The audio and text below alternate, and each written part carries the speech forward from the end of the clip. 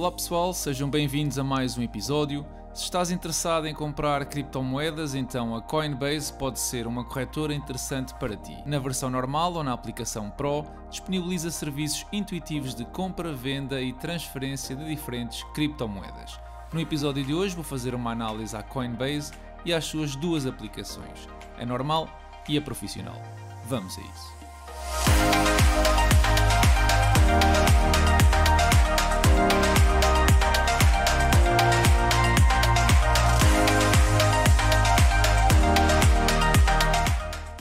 A Coinbase é a corretora líder de mercado nos Estados Unidos e está disponível em mais de 100 países, tem mais de 56 milhões de clientes e apresenta transações superiores a 335 mil milhões de dólares em criptomoedas. Para abrir uma conta precisas forçosamente ter mais de 18 anos e enviar um comprovativo de identidade. Normalmente uma foto do cartão de cidadão é suficiente. E o número de telefone que vai ser usado para autenticação através de SMS. Vejamos então como funciona a aplicação. Ao entrar é-te mostrado o saldo do teu portfólio e uma lista de criptomoedas. Podes de imediato aceder às notificações ou inclusivamente personalizar as mesmas. Regressando ao menu inicial e deslizando o mesmo, vemos uma secção com as criptomoedas que mais estão a ganhar ou a perder neste dia específico. Apresenta ainda uma secção relativamente recente, onde a troco de visualizares alguns vídeos sobre criptomoedas, te recompensa com pequenas quantidades das mesmas. A próxima secção mostra algumas sugestões de interação contigo e por fim temos as notícias mais recentes e as cripto associadas às mesmas. Ao clicar numa criptomoeda da lista apresentada, entramos na página de negociação da mesma, onde podemos ver o gráfico da evolução do preço. Podemos selecionar a janela temporal ou adicionar essa criptomoeda à lista de favoritos através do ícone no canto superior direito. Também indica o valor que atualmente detenho desse ativo. Ao deslizar a página, mostra-nos uma breve descrição, bem como uma secção de estatísticas interessante, como a capitalização de mercado, o volume ou a oferta em circulação. Ainda nesta página continuam acessíveis as notícias associadas à criptomoeda que selecionamos e por fim um conjunto de outras criptomoedas cujos preços se movem no mesmo sentido e a percentagem de correlação com a criptomoeda que estamos a ver. No meu caso específico, como tenho algum Bitcoin, ao carregar em carteira mostra-nos um menu diferente onde é possível ver o histórico das compras, definir uma compra recorrente, aceder ao nosso endereço através de um código QR para receber Bitcoin ou inclusivamente enviar Bitcoin para outro utilizador. Também podem comprar, vender ou converter através do botão negociar. Para converter basta selecionar o montante a converter e as criptomoedas envolvidas na transação. Ao selecionar prever transação, o sistema mostra-vos as taxas de conversão e o valor a converter para que o confirmem. Para vender ou comprar, o procedimento é semelhante. Selecionam a opção e o valor que desejam gastar ou receber. Ao pré-visualizar a transação, a Coinbase mostra-vos as taxas envolvidas nessa operação. Depois temos o menu do portfólio, onde vos mostra todas as criptomoedas que a plataforma suporta e os valores que têm atualmente na carteira. Ao selecionar qualquer ativo neste menu, voltamos à página que descrevi anteriormente de negociação,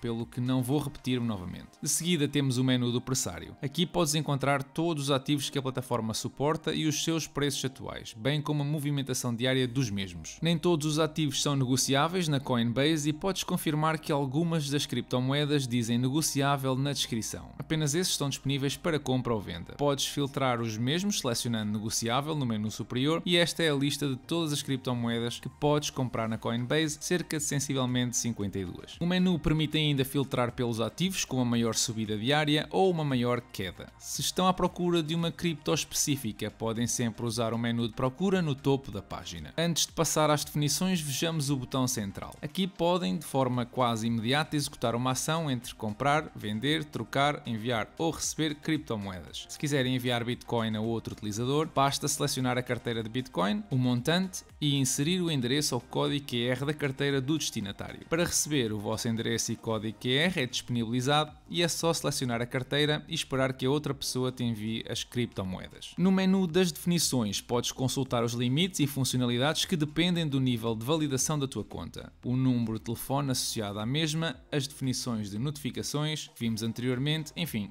é bastante intuitivo. As definições de segurança também estão disponíveis neste menu. Podes definir um PIN ou uma biometria para abrir a aplicação, mas também para confirmar as transações de envio. Ok, já vimos o look and feel da aplicação. Vejamos agora os custos com as transações. Ambas, compra e venda de criptomoedas, têm dois custos associados. Uma comissão que depende do volume da transação e um spread. A comissão é um valor que vai de 99 cêntimos para uma compra de 10 euros a 2,99 € para uma compra entre 50 a 200 euros. euros. Para conversões de uma criptomoeda a outra, a Coinbase cobra apenas um spread, ou uma margem, como quiserem chamar, até 2%. Para depósitos e levantamentos, a política é a seguinte: permite transferências bancárias gratuitas na área SEPA, mas a retirada pelo mesmo método já aplica um custo de 15 cêntimos. Podem também usar o PayPal, mas apenas para levantamentos. Outra alternativa é usar diretamente um cartão de crédito, mas são cobradas taxas elevadas, pelo que não recomendo. No que respeita à segurança, a Coinbase permite a autenticação de 2 fatores, que recomendo vivamente que usem, permite ainda o uso da impressão digital como método de login e guarda 98% dos fundos dos clientes em contas offline, precavendo assim qualquer ataque aos mesmos. Como deves calcular, não existe nenhuma entidade internacional que segure ou regule as criptomoedas, pelo que em caso de qualquer infortúnio com responsabilidade da Coinbase, eles garantem os teus ativos. Se a responsabilidade for tua, então o seguro deles obviamente não cobre essas perdas. Como podes ver, é uma aplicação bastante intuitiva, segura, ideal para quem está a começar, mas que apresenta comissões algo elevadas. Se estás interessado em registar-te, usa um link que vou deixar na descrição, onde recebemos ambos $10 em Bitcoin quando transacionares $100 em criptomoedas. Saímos os dois a ganhar. A Coinbase tem ainda uma aplicação Pro que permite comprar e vender criptomoedas com taxas muito mais acessíveis. Vejamos como funciona. A página principal, desde logo, é muito mais simples. São-nos apresentadas imediatamente os pares das divisas dos ativos e um menu de procura. Como podem ver, por defeito aparecem os pares em euro, mas ao procurar por Bitcoin, por exemplo, têm acesso ao par de dólares também. Os valores abaixo dos pares dizem respeito à liquidez desse par. Por exemplo, o par Bitcoin-Euro tem uma liquidez de 1.9 mil Bitcoins, enquanto que a Bitcoin-Dólar apresenta quase 10 vezes mais liquidez. Ao selecionarem um registro, entramos na página de negociação e aqui podem escolher o intervalo da janela do preço entre 1 minuto até 1 dia. Temos também 3 opções para visualizar: o preço que aparece por defeito, o order book que mencionei num episódio recente, onde podes ver a oferta e a procura, e se preferes ter uma visão mais gráfica do order book, tens a opção Depth. Na zona inferior mostra as ordens que tenho pendentes e o histórico de trades nos últimos minutos. Ao pulsar o botão comprar, podem definir mais opções que a versão normal da Coinbase. Nesta aplicação podem definir ordens limite e ordens de mercado. Para usar a ordem limite, basta definir o vosso preço limite e o valor que querem aplicar. A aplicação ajuda-vos com valores pré-definidos da vossa carteira, como 25%, 50%, 75% ou o máximo que tenham disponível. Ao selecionar Preview Order, podemos ver desde logo a taxa e o valor final do pedido. Ainda podemos selecionar o modo de expiração entre os modos disponíveis. O próximo menu é o portfólio, com todos os ativos disponíveis e os valores que detêm, bem como as ordens pendentes. Apresenta ainda opções para depósito e levantamento, à semelhança da Coinbase normal. Vocês podem transferir ativos diretamente da Coinbase para a Coinbase Pro, imediatamente ou no sentido inverso também. O levantamento de euros dá a opção de fazer diretamente para a conta bancária, mas com o tal custo de 15 cêntimos que já mencionei. O próximo menu mostra as ordens pendentes e neste momento tenho apenas uma para comprar Cardano. E por fim temos o menu das definições. Aqui podem consultar as taxas ou comissões que pratica esta aplicação. Como podem ver, aqui o pressário é bem diferente da Coinbase normal. Funciona num período de 30 dias anteriores. Se nesses 30 dias o vosso volume atingir os valores mencionados, as comissões que aplicam são mostradas na linha respectiva. As taxas de taker dizem respeito a ordens que retiram liquidez do mercado, ou seja, ordens de mercado. As taxas de maker dizem respeito a ordens que adicionam liquidez ao mercado, ou seja, ordens limite. As restantes opções são exatamente iguais à Coinbase normal que já referi anteriormente. Se já tens conta na Coinbase normal, basta instalar a aplicação Coinbase Pro e entrar com as mesmas credenciais. Eu recomendo sempre ter ambas aplicações porque são complementares. A Coinbase normal permite inclusivamente transferir as tuas criptomoedas para uma carteira offline, um Ledger, por exemplo, para segurança extra. Coinbase começou esta semana a ser transacionada na bolsa de Nasdaq com o ticker symbol COIN. A empresa teve bastante procura e acaba por ser natural com os números que tem apresentado. Para terem uma noção, neste primeiro trimestre de 2021, a receita estimada ronda os 1.8 mil milhões de dólares, mais do que a totalidade de 2020 e 2019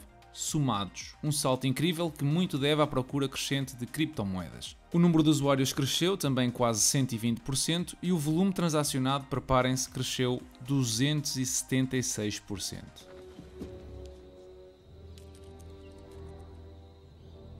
As receitas são ainda bastante voláteis e dependem muito do preço do Bitcoin, ainda assim são números absolutamente extraordinários. A empresa está bem longe da concorrência no que toca a ativos baixos de gestão, com 11,3% de todo o mercado de criptomoedas, o que traduz uma posição dominante, especialmente com a confiança de diferentes instituições como por exemplo a Tesla. Esta semana surgiram algumas notícias associadas à farmacêutica Johnson & Johnson relativamente a alguns problemas com a vacina desenvolvida, e isto fez cair o preço da ação e decidi então analisar a companhia novamente para determinar um preço justo. Antes de olharmos para os registros históricos, deixem-me dar-vos um pequeno contexto da empresa. A Johnson & Johnson é uma empresa norte-americana com mais de 135 anos de existência e o seu negócio está dividido em 3 segmentos: produtos sanitários, que em 2020 cresceu apenas 1%, o setor farmacêutico, com um crescimento de 8% em 2020, alicerçado nas áreas de oncologia e pulmonar, e por fim o setor dos equipamentos médicos, este com um desempenho negativo em 2020 de quase 12%.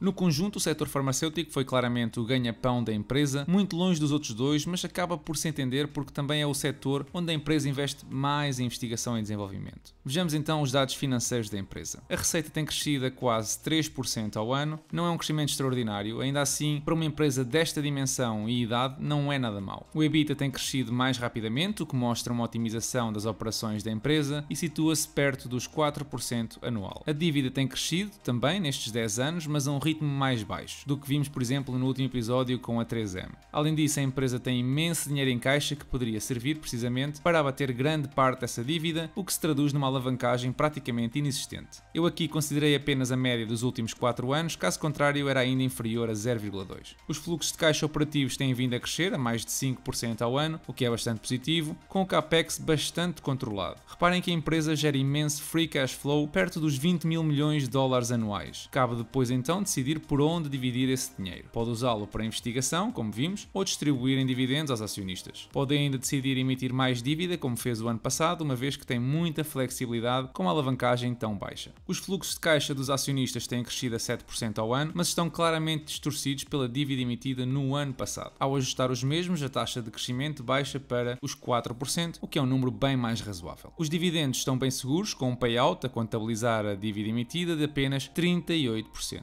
A recompra de ações é efetiva, a empresa tem diminuído o número de ações no mercado, mas a uma taxa muito residual. O valor da companhia, dividido pela sua capacidade de gerar benefícios e EBITDA, ronda as 12 vezes e apresenta uma rentabilidade dos fluxos de caixa dos acionistas excelente. Passemos então à avaliação relativa. Ao projetar o crescimento do EBITDA a 4% nos primeiros anos e decrescendo ao longo do tempo, obtenham um EBITDA em 2030 de 36 mil milhões de dólares. Multiplicando isto pelo múltiplo histórico da empresa, de 12,2 vezes, tem um valor total da empresa de 441 mil milhões de dólares. Ao subtrair a dívida líquida de 0,2 vezes, o EBITDA, obtenha uma capitalização de mercado de 432 mil milhões de dólares, que dividido pelo número de ações em circulação me dá um preço estimado de 164 dólares. Resta-me dizer que nesta estimativa os analistas estão bem mais otimistas do que eu ao estimar crescimentos de 22% e 7% nos próximos 3 anos. Passando ao cálculo de fluxos de caixa descontados, a companhia pode sofrer no futuro com a expiração das patentes, por exemplo, em 2023 expira a patente do Stelara, o medicamento que o ano passado representou cerca de 9% das receitas, mas não considera um impacto significativo. Então, usando a média do free cash flow dos últimos anos e dividindo pelas ações existentes, temos o free cash flow to equity por ação